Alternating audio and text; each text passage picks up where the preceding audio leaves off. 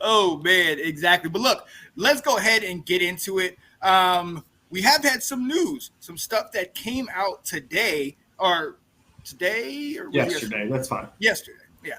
Martavis Bryant signs with the Commanders. Those of you who don't know, he has been around the league. I think he got drafted with the Steelers, He did. and had some solid years in Pittsburgh. But then, for certain off-field issues, was I believe dismissed or released from the team.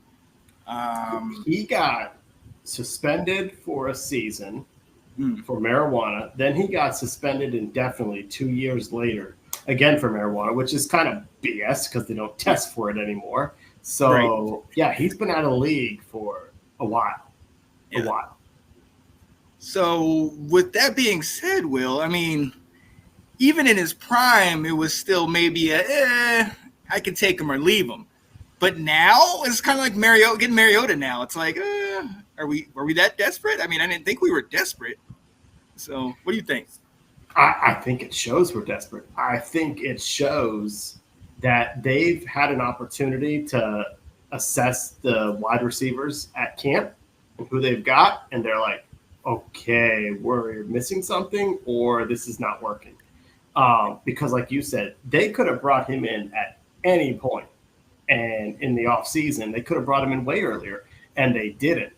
And so I just, yeah, you kind of wonder. The one thing I'll say about him is Dan Quinn said that when he was on Dallas's practice squad, he was tough to guard.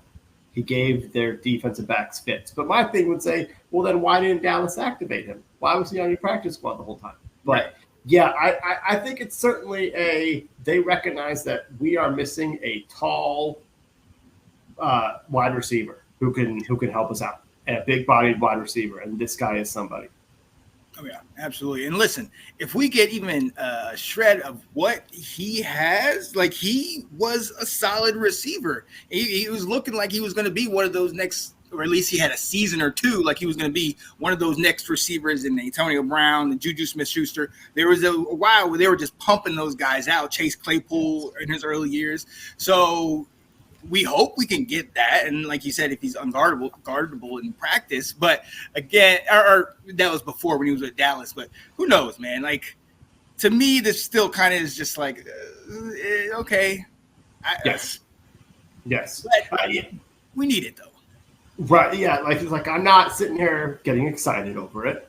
I did ask my friend down here, who's a Clemson grad, like, is this going to be your first Commanders jersey? Should he make the team?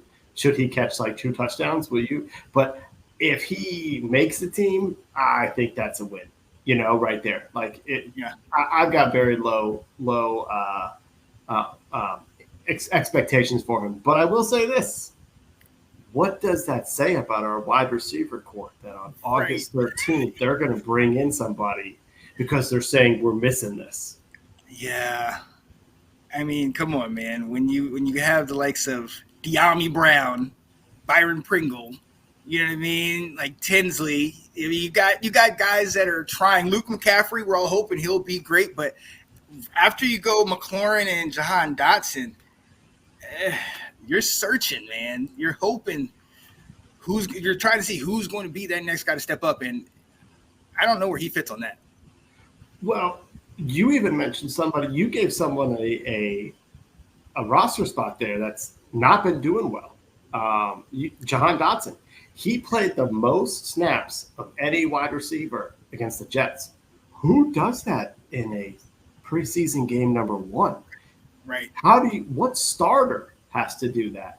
There was also Brian Mitchell talked about it the other day about saying there's a wide receiver with his body language is not, he basically feels entitled. He wouldn't say who he was, but there was just a lot of speculation that he's talking about Jahan. And it's like, you had a bad sophomore season.